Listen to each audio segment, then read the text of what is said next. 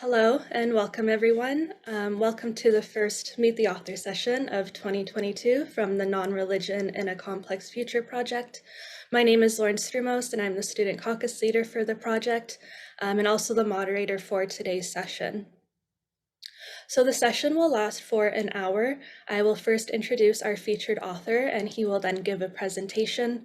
Following this presentation, we will have the Q&A session and some discussion, and further instructions on that will be provided after the presentation.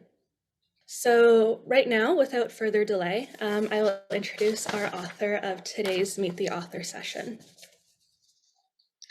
Timothy Stacey is an activist researcher who draws on a range of disciplines to explore the role of what he calls spirited elements in inspiring people to take social, political, and ecological action. These elements include myths, rituals, drama, play, magic, and tradition. His latest book, Saving Liberalism from Itself, The Spirit of Political Participation, argues that liberal politics has lost touch with spirited elements at their peril and draws on ethnographic data with community organizers in Vancouver, Canada, to show how spirit can be revived in ways that champion self-expression and community simultaneously. Tim is currently a researcher at the Urban Future Studio of Utrecht University in the Netherlands, where he is exploring the role of spirited elements in inspiring action against species extinction and climate change. Tim is also, of course, co-editor with Laurie G. Beaman of Nonreligious Imaginaries of World Repairing, published in 2021 by Palgrave Macmillan. And Tim's chapter from this edited collection, entitled Reweaving Spheres, Towards Ultimate Meaning of Practice, will serve as the focus of our session today. So Tim, thank you very much for being here, and I will now pass things over to you. Thanks so much for inviting me, and thanks for giving me your time, everyone who's been able to come. It's really exciting to be part of this group. I had the chance to be involved in the Religion Diversity Project a few years ago, and it was really exciting. I love the kind of community you create around the sort of theoretical things you're exploring, and yeah, I really appreciate it. So I am going to share my screen. So I hope people don't mind. I'd like to sort of start off by just giving a sense of where the book came from and what it was about. I'm always nervous to attribute thoughts or ideas to Laurie, but I think it's fair to say that we had a kind of mutual frustration with the way that there was an increasing volume of research around non-religion, and yet still not that much about actually what is the positive content of the imaginaries of people who identify as non-religious or as not particularly having an interest in whether they're religious or not. And so that kind of led to two core aims of the book: to illuminate the positive content of non-religious imaginaries on the one hand by bringing together some excellent chapters, and I'd really encourage people to look through, because a number of the authors in it take very different approaches, and I think they really bring some exciting new ways of reflecting on various different kind of non-religious perspectives. And then also to showcase tools from the study of religion for people to seeking to encourage world repairing work. And for me in particular, that aim is particularly important, because I really feel that a lot of the time when I'm reading kind of activist literature exploring how to inspire people to get involved in activism, there is insufficient attention to the tools of religious studies and what they can offer there. And I've been trying to, I guess, work out what that means theoretically for myself, as well as trying to convince others that it's important for a while. You know, particularly people outside of the domain of religious studies. And I kind of see my getting this job at Utrecht in the Urban Future Studios the first time I have successfully convinced somebody outside of religious studies that these tools are clearly very important. And so what I'll be doing there is exploring how some of the tools I discuss now can be important for exploring how to encourage activism around sustainability. So yeah, the chapter that I wrote in particular uses theory from the study of religion to, first of all, explain our current political and ecological situation, and then explore how people are pushing through this situation. And it suggests that, and this is probably a broader finding that might be of interest to anybody studying non-religious imaginaries more broadly, is that it's important that we focus on practice rather than kind of reproducing the cognitive bias of the term religion. So there's been this really, I think, interesting and important move in recent years towards lived religion, religion as it actually emerges from people's practice. And yet, as we turn to studying non-religion, there's this kind of risk of reproducing what was there before, this assumption of trying to find a kind of religion equivalent metaphysics, say. Whereas I think the much more interesting thing to do is just to hang out with people who are doing inspiring work and who are devoting their lives to certain causes, and just asking them why they are doing that. And slowly, over time, you get new insights into what their imaginaries really look like. So using the tools from the study of the religion, first of all, to understand the kind of political and theoretical situation that we're currently in now, one of the most interesting things for me was how research into secularity and secularization has talked about the split between the church and the state, the breaking up of spheres, the split between the political and the economic, and then perhaps most importantly for what I'll be discussing here, the split between public morality and private morality.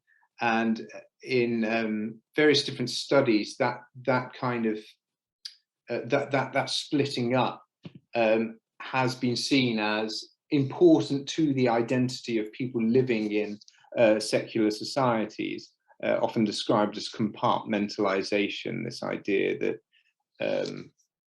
what my beliefs are and my values actually are need not be imposed on other people. And yet, what we're beginning to see now, as philosophers and social scientists have started pointing out over the last 20 years or so, is the spread of the capitalist logic into various different domains, from our choices as to who we're going to have sex with, how we use our leisure time, what we consider a valuable life. And I think it's for this reason that there's this, oft used quote, sometimes attributed to Zizek, I think also attributed to Mark Fisher. I always get confused about exactly who I should reference, but that it's easier to imagine the end of the world than the end of capitalism, because capitalist logics have so deeply infiltrated different areas of our lives. So that's the kind of theoretical context I was interested in when I started exploring community organizing in Vancouver. And this essentially consisted of hanging out with community organizers for a year, really devoting as much of my time as possible to doing this, Obviously, I couldn't spend all of my time on that, but when organisers started to tease me that I was attending more meetings than they had, and then also asking me what had happened in those meetings, I started to think, okay, well, I'm clearly embedded enough. And in those situations, I found myself trying to listen out for what I started calling enchanted voice, which was a change in the kind of cadence, rhythm, and tone of how people speak. And also observing the rituals of professional interaction. Now, there's also much more than that. I look at myths and traditions and magic, but that's to do with my book that's coming out in June, and it's not actually found in this chapter. So drawing on that research, I started to notice that activists were increasingly disillusioned with what I would call ends-oriented activism, which is quite well summed up in the words of one activist I'd encountered in London years before, who had stood on the edge of a street and pointed to what you can see in the background here is the city of London, and said, that's our target. And that's that kind of ends-oriented mentality that thinks capitalism is something that is can be attacked maybe in the media, in politics, in particular institutions, but not really thinking through the ways it might become much more deeply embedded in our practice. But what I found amongst activists in Vancouver was that they'd actually felt that it had indeed infiltrated so far that it had also shaped the way that they imagined and carried out their practice. So Janie tells me, when I started working with Chinatown together, I was frustrated by how slowly everything developed. I'd be sitting down and having long conversations with elderly women, and half the time I was, and still am, bringing them huge jugs of milk. We'd end up in conversations about their lives, and rarely, sorry, I've accidentally written ghetto there, that should be get to, discussing politics or action. But then I came to realize that having strong non-instrumental relationships is an antithesis to capitalism, not just forcing people to sign petitions. We should be building the microcosm of the kind of society we want to live in. That's why I think it's important not to be issue-based. In that process, you forget why you are fighting against a particular policy, because it interrupts social life. Now I feel like I'm constantly making new grandmas. So this is something that I ended up encountering quite a lot, is people slowly realizing that the logic of capital and the competitive spirit and the fact that maybe time isn't money, but time is success, and needs to be broken up into units and measured, and it can't be wasted on having a conversation with an elderly woman. That these ideas have indeed infiltrated various forms of activism, and that if we are really to resist capitalism, then in a sense, nothing short of a kind of conversion is in fact required. So Sarah also tells me, how do you expect world peace if you can't talk to your neighbor? How do you expect world peace if you treat your garbage man like shit? And so a lot of that, how I treat the world, as it should be, is how should I be? And I think a lot of the work we do in the Alliance is around that, really trying to change how we operate in the world.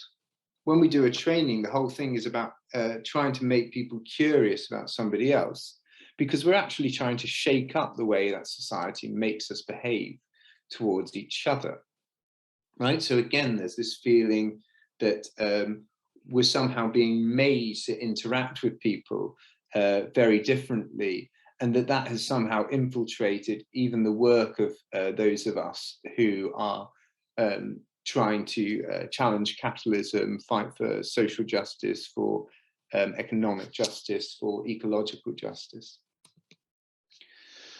And then this really came to a head for me in a conversation with Elaine, when I have a kind of standard set of questions that I ask people in formal interviews, but I also allow it to be carried off in various different directions.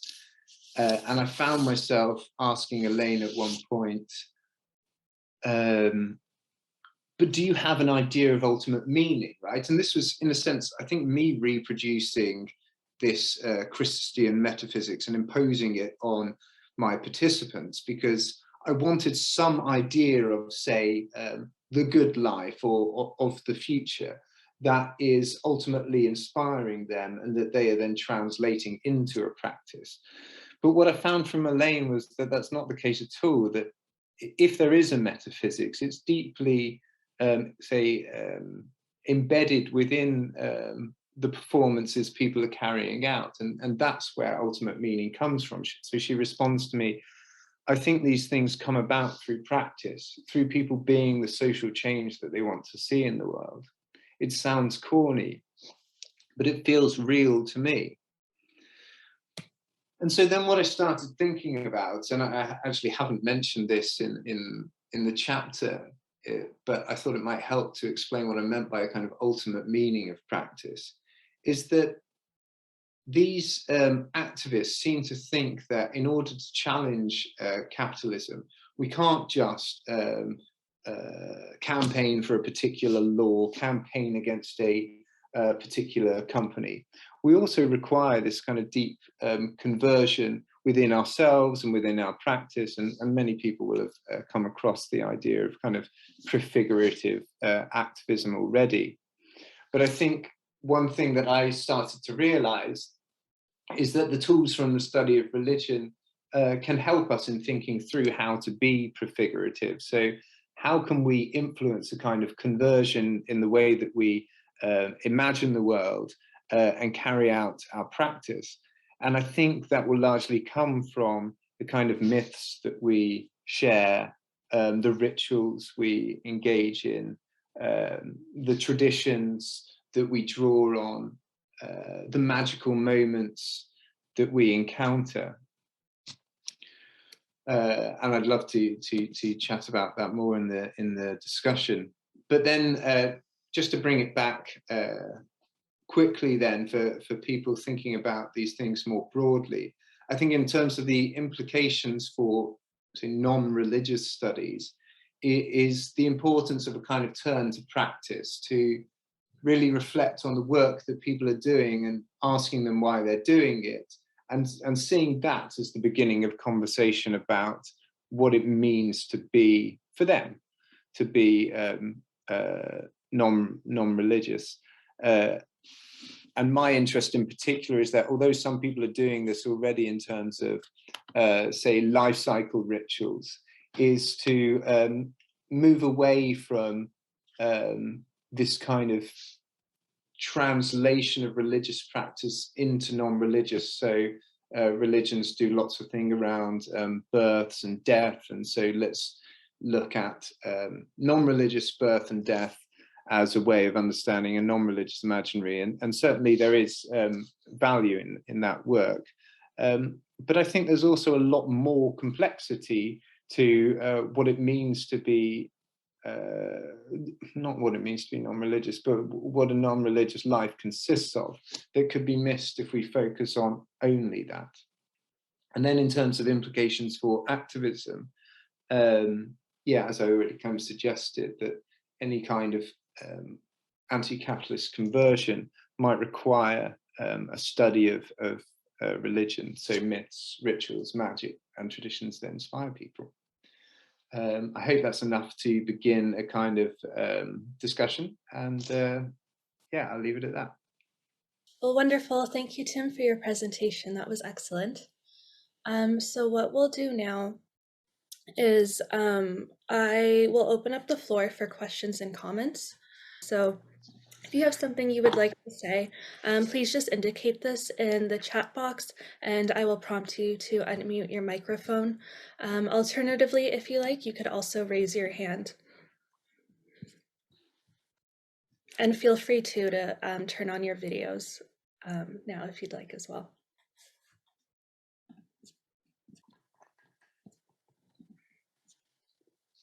Okay, maybe I'll start with my question then. Um, so, Tim, I wanted to ask you to, I think it might be worth talking a little bit more about your concept of imaginaries as opposed to worldviews. I'm kind of curious too how you came about this, if this was something that you kind of thought of as you were doing this work with activists, and just kind of more the reason behind it. Yeah, sure, thanks. So first of all, I don't really like, I guess, battles over words in kind of the cultural approaches to social science. So I kind of don't like using the word worldview, but I wouldn't suggest that it's wrong to do so. Um, but then, as for the reason that I actually do not use it, so for me at least, there's what feels problematic, or what doesn't, what kind of jars with me about the term worldview is that this sense again of trying to translate in a way from religion to a kind of non-religious imaginary, and I think it ends up potentially missing what I think are the important insights from a kind of lived religion perspective, that um, I don't know, it kind of speaks to a sort of closed off, well thought through, systematic, highly cognitive understanding of how how somebody perceives the world. And I think I find imaginary a little bit more floaty. It seems to imply less about the people we're looking at. It seems not to imply that they have some kind of systematized, rigorous, fixed understanding of the world, but rather that they have ideas that float in and out, that evolve, that change over time. And so yeah, I was initially inspired by the term imaginary as used by Charles Taylor in the book Modern Social Imaginaries. He talks about how he uses the term imaginary to think of how the way that people perceive the world is cobbled together from various different stories and different events in their lives, different experiences that they might have had. Now, Imaginaries also has the problem that it sounds very cognitive and visual. But I feel like, in a way, that problem is overcome by, if we suggest that the imagination, we don't need to be thinking about it in a fully cognitive way, right? So touch itself has an imagination to it, smell has an imagination to it, bodily movements too. So yeah, I'm a bit confused about that. I don't feel perfectly happy with imaginaries, but that's sort of where I'm at the moment, personally. Great, thank you. So Hannah shared a question in the chat. I will read out loud. So Hannah says, thank you for this, Tim. Absolutely fascinating. I'm curious to hear about your current opinions on cancel culture. You mentioned that in general, folks today do not want to push their values on others or don't want others to push their values on them. And yet, when news about celebrity misdeed, sexual assault, etc. breaks, there is a push online to villainize that person and, by extension, their art. What do you think about people ascribing morality to products of popular culture in this way? Yeah, I think that's fascinating, actually. I started reflecting on that as well recently, and I think I begin to touch on that in my book, for the one coming out in June, but I don't think adequately. I don't think I'll be able to offer a final answer on that. Only just that it's really interesting how, in a broadly liberal culture, that was being perceived in the somewhat static way I was suggesting. And I think you've really pointed out the kind of problem in seeing it that way. Was being perceived as, as Charles Taylor puts it, that the most important ethic is not to judge the way that others are approaching the world ethically. To there also becoming this sense in which, for certain platforms, it's like you need to you need to already demonstrate that you have accepted a whole range of values before you walk in the door or walk onto the stage, so to speak. And I think in terms of community organizing, that could end up being really problematic, because what I think about, my most recent research was in the forests of BC. Sorry, my memory is not serving me very well. The anti-logging activism against, I've got Kinder Morgan in my head now. Teal Janes, sorry. Yeah, Fairy Creek against Teal Janes. And I think what was really wonderful there when I was hanging out with people was that I noticed slowly as the weeks went by that values shifted. And so you could see somebody walk in, you know, everybody cares about the trees, but it doesn't matter whether you care about the trees as a Catholic or as an LGBTQ activist or whatever. You've got this shared goal in common. And then slowly over time, people get to know one another and their values shift and change. But there was this kind of movement to, at the entrance, to start trying to educate people about the kind of values they were expected to hold if they were to fit in with what was going on at Fairy Creek. And that began to upset people, and it created a lot of friction. In my view, it was really just a piece of paper trying to explain to people the values that, you know, were appreciated within the community. But I guess it could have gone a bit further. So yeah, I feel like for me, sometimes, I don't know, you know, on a case-by-case basis, sometimes cancel culture, I think, yeah, that person probably shouldn't be talking in this situation. And other times I think, oh, maybe we should be a bit more open so that we can learn from one another. Sorry for that really wishy-washy answer. No, I think that was a great answer. Thank you. And thank you, Hannah, for that question. I think it's interesting, Tim, you saw people's values kind of change over the course of the time at Fairy Creek as well, because I'd imagine that's sort of the reason why they were there, to kind of stop Teal Jones, kind of stayed the same.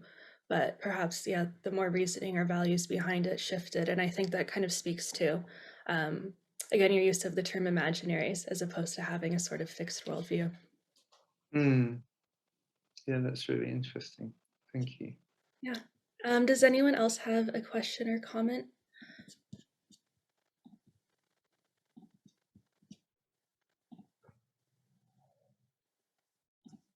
Sure. Oh, Lori, please go ahead. Hi, everyone. Hi, Tim.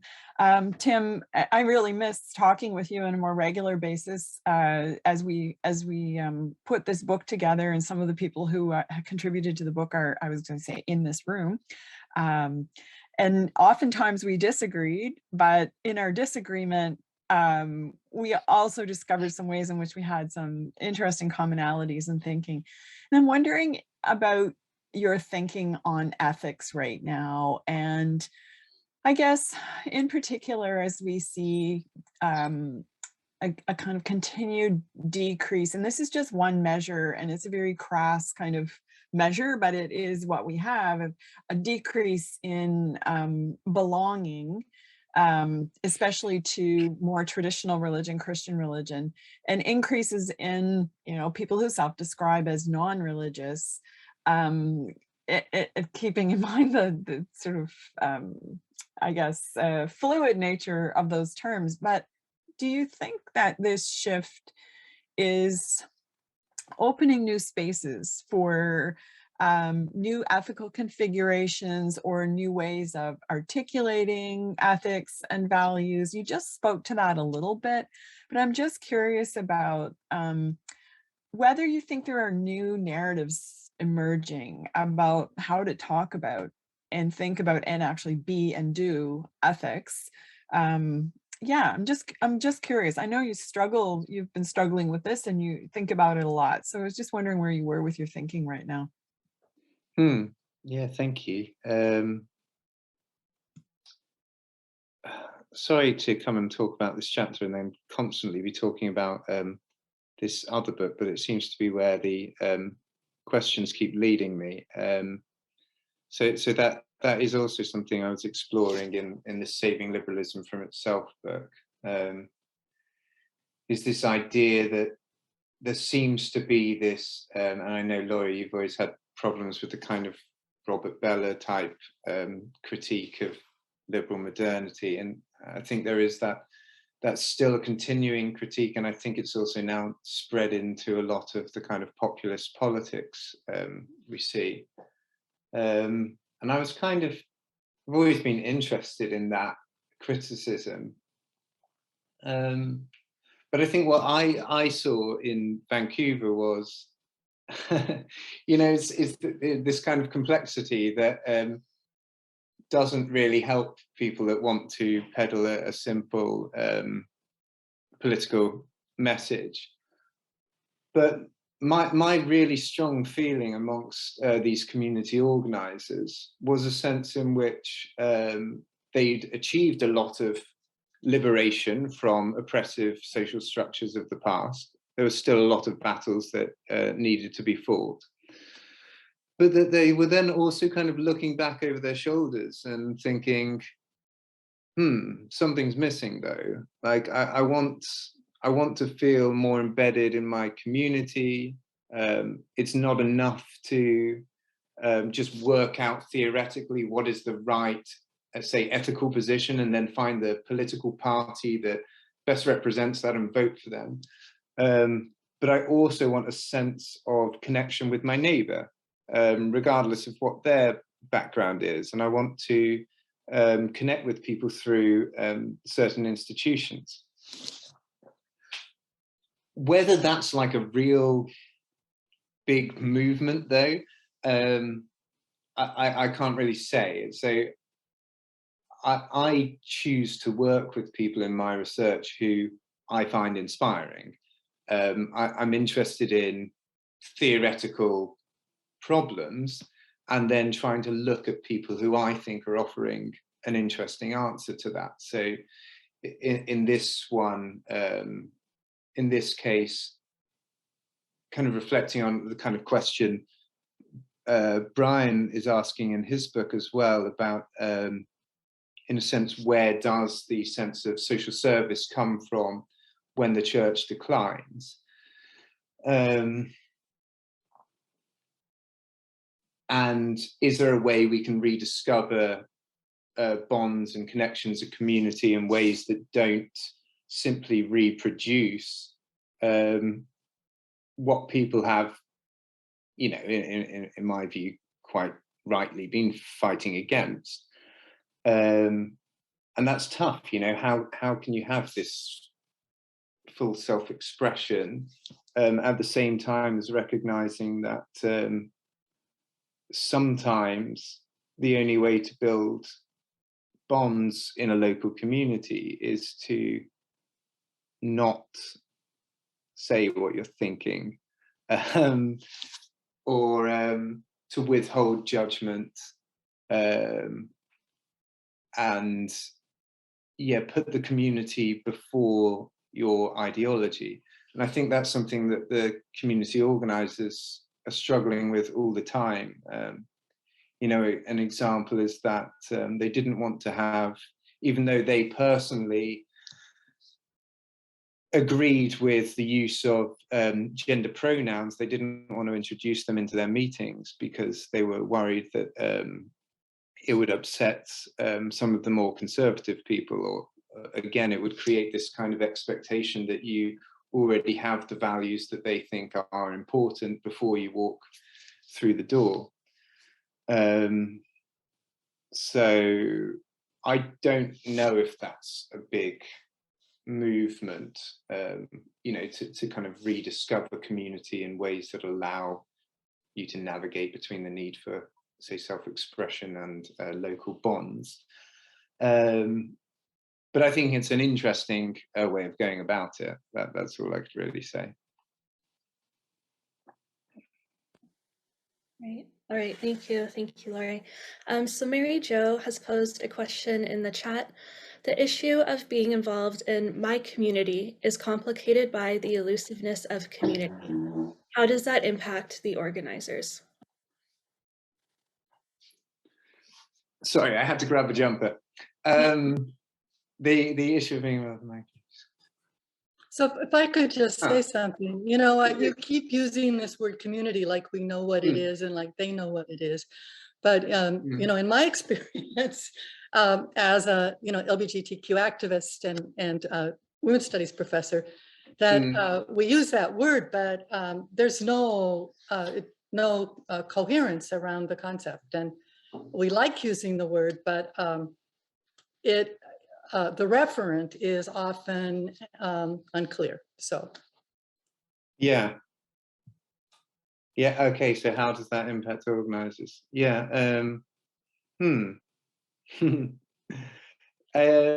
yeah, I'm not sure I have a really clear answer for that. I think I'm not sure how often they really talk about the word community. Actually, I think I might be. I mean, they call themselves community organizers.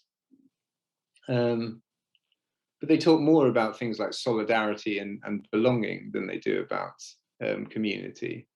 But then, of course, you know, what does solidarity mean and what does belonging mean?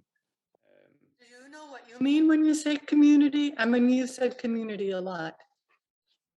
Do I know what I mean?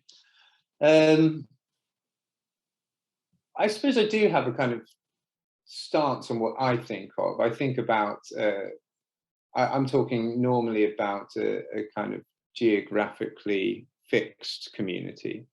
And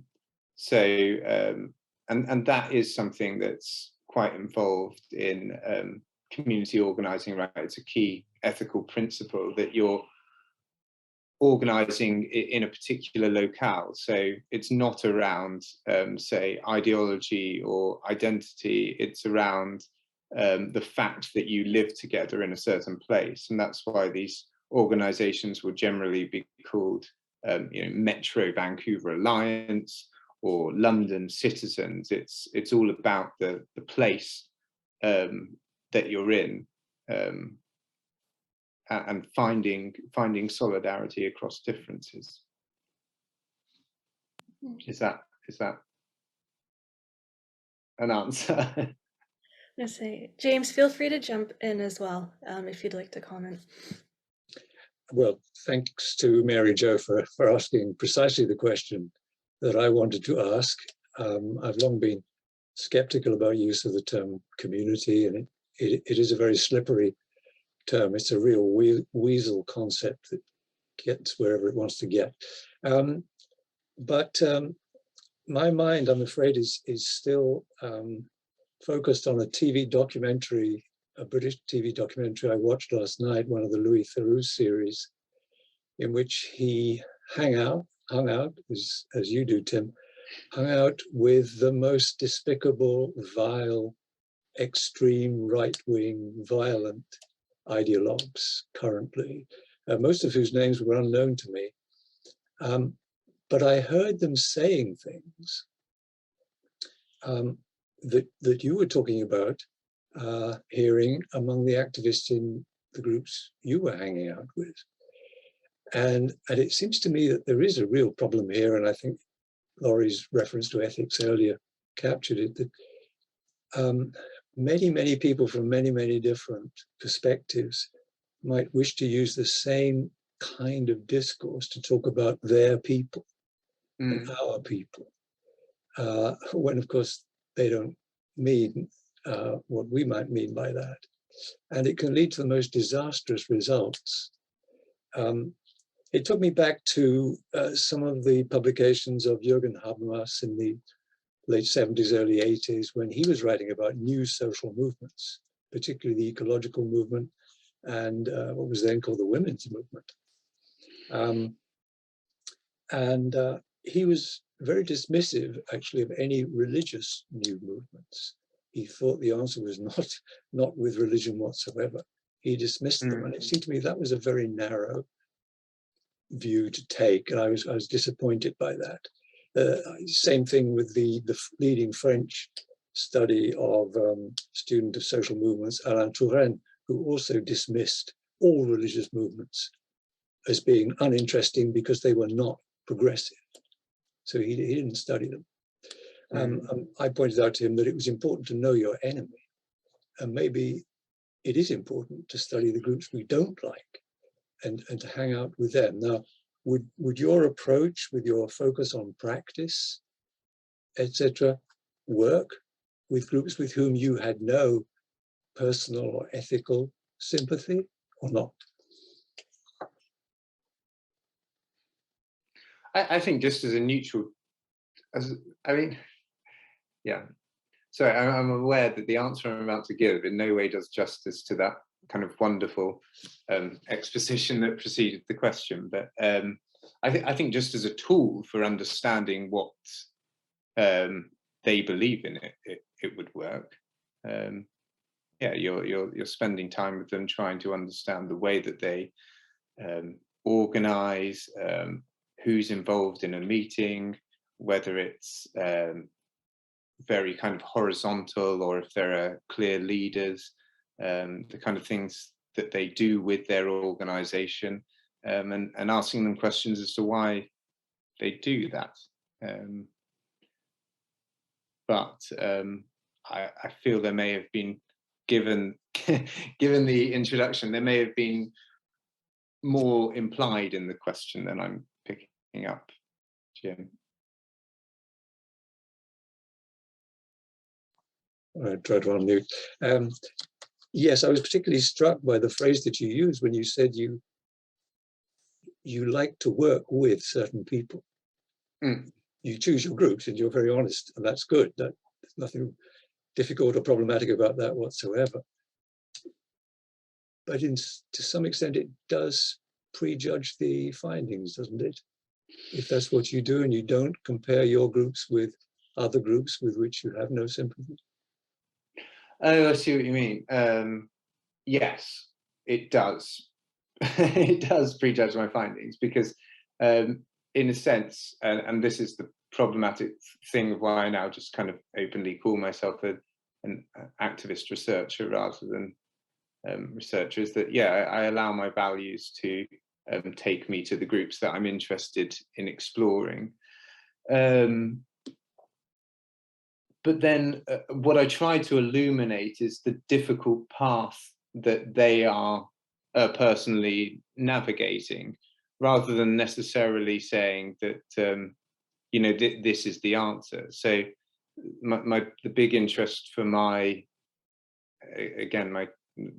Saving Liberalism book is to do with, well, how do these very progressively, as I say, liberally oriented individuals navigate between their insistence on the need for self-expression and, on the other hand, their insistence on the need to build bonds within their geographical, I'm going to say community again, community. In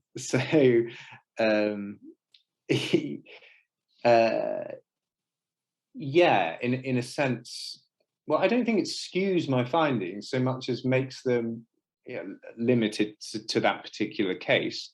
The context in which I'm kind of thinking about this is that there is this kind of, broad anywheres, somewheres critique coming out of writing like David Goodhart and also Michael Ignatieff, which is this sense that you have to choose between having kind of liberal universalist values that are completely de-anchored from a community, or you have these much more rooted, these much more communal values that are tied to place. And so the thing that really inspires my research is to ask, well, is that, well, clearly many of us know that that's not the case. But then the question is, well, how do people navigate that complexity between the two worlds, those two kind of sets of things? Because I do think they perceive there to be a real tension there. So the question is just, yeah, how do they deal with that?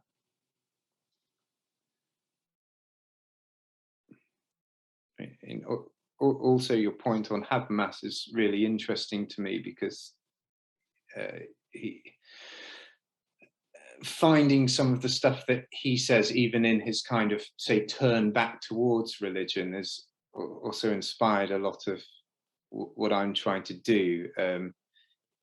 He quite specifically says that if there's any kind of deeper grounding to solidarity, that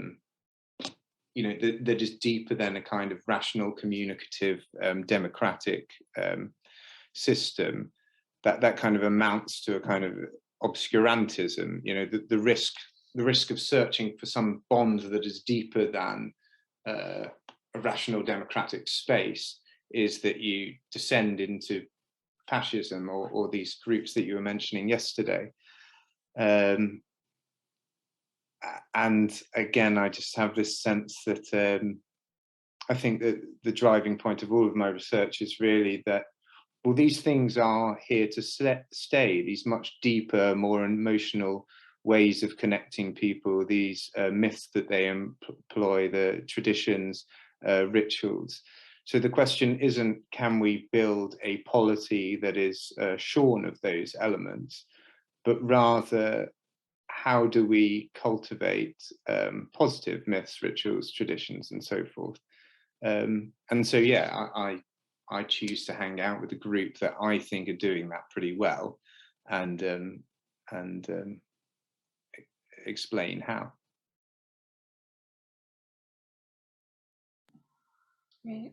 Awesome, thank you. I'm actually just going to read Mike's comment in the chat too, just because I think it's important, and this way we get it on the recording.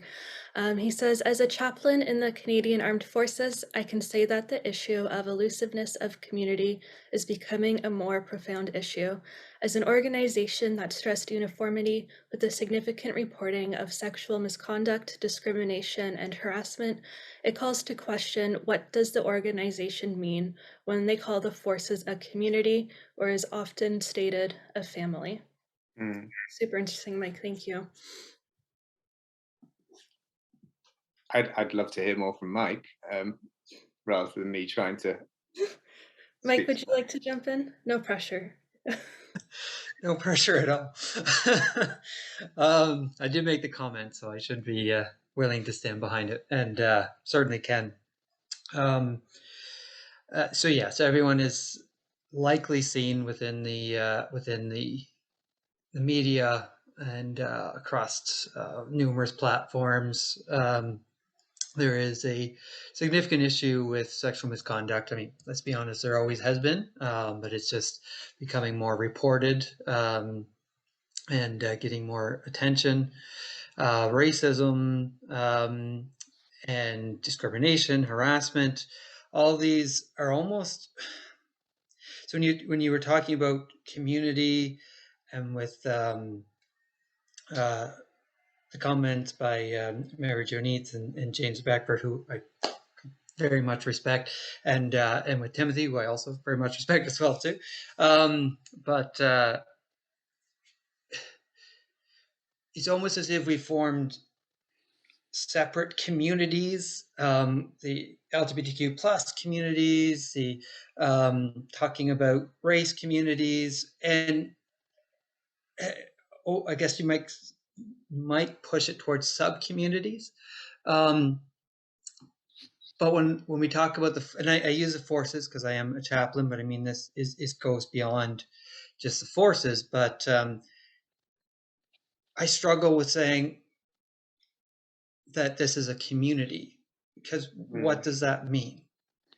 How can you say that this is, again, the other term that they use to, the forces tries to use to kind of substitute for community is a family, because they're trying to build up uniformity, trying to build up a sense of when you go out into battle that you're going to trust the person beside you with your very life. And more than that, you're going to be willing to give up your life because this is a family.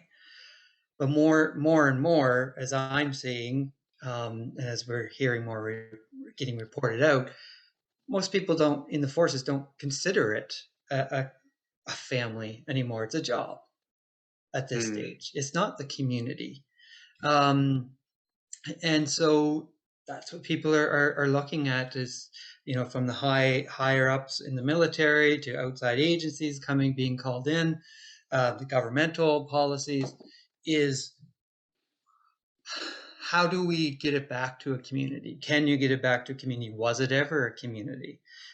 Who's included? Who's excluded? Honestly, it's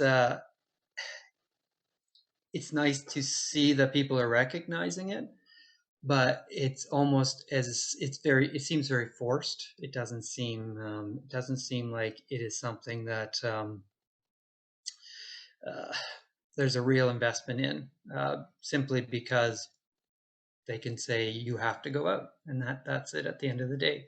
As long as they can look good to the reporters, then they can move on. But that all the comments, larger comments, and the comments geared towards a community have been very interesting. So thank you. Thank you. I think that was sending my thoughts up in lots of different directions. It's I think a very important question as to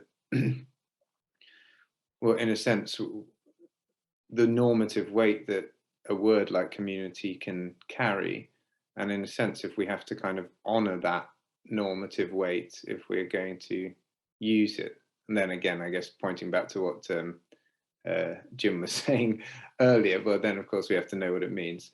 Yeah, thank you.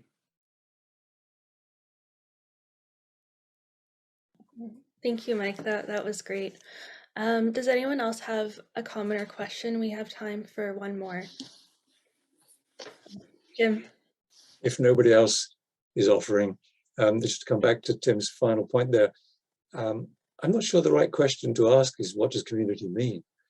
It seems to me the important question is to ask, how is it used? And this is a rhetorical term, and surely there's some good work to be done in simply analysing all the different ways in which this term is used. It's such a slippery term, and people use it, if they can, to their advantage. And I think it would repay some effort to focus on the use of the term rather than the meaning. I think this also, in a way, kind of speaks to where I've had a lot of trouble in sociology generally as this kind of cross-disciplinary person, is that I think a lot of time is spent doing this important work of noticing how terms are used and trying to deconstruct that. And I think what I'm always trying to do is work out how we can use that work and go beyond it for a reconstructive project. So I think mine is a kind of again, it's a kind of openly normative project, and that would probably speak to my background in philosophy before I started doing social science, and also speaks to maybe some of the more tense conversations I've had with Laurie in the past as well, that I have a tendency to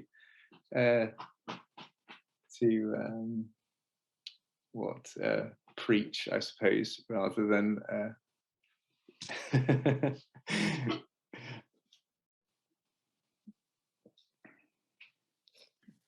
All right, awesome, thank you.